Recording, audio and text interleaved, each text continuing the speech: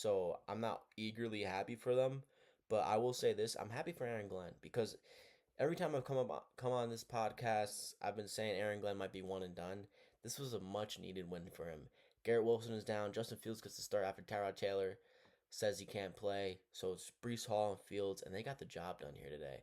That Cincinnati Bengals is that defense is horrible. The Jets scored 26 points in the second half, and they outscored the Bengals 26-14 in the second half to win the game. What a performance by the Jets in the second half. And it wasn't like Joe Flacco had turnovers today. It really was just the Jets defense got stops, they got clutch sacks, and that's what won them the game. And honestly, Chase had 12 receptions for 91 yards. Higgins had one catch for 44 yards and a touchdown. That's shocking to me. He had one catch. And really, what was going for the Bengals in this game was the run. They had a touchdown, a QB sneak by Joe Flacco on the 1 yard line. They had Chase Brown 12 for 73, one touchdown. And then they had Samaje Perine, 9 carries for 94 yards and a touchdown. And then Chase Brown had a touchdown receiving as well. So it's like the run game was dominant for the Bengals. So it was weird watching this Bengals team, especially in the era they're in with Joe Flacco starting since Joe Burrow can't play, just be so dominant in the run compared to what they were in the past. Joe Flacco wasn't bad today. This game wasn't lost on him. He took one sack, and that was the biggest moment of the game for the Jets. You kind of knew the Jets were going to win that game when they got that sack. Joe Flacco, 21 for 34, 223 yards passing, and two touchdowns. He did what he needed to do. It's just the Bengals defense did not hold up. Justin Fields, probably the best game of the year for you outside of the Steelers game.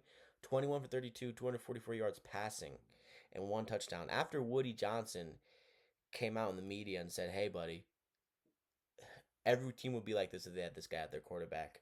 Justin Fields came out of that locker room and practiced this week like he had something to prove, and he proved something. I don't think he's a good quarterback still, but he proved something this week.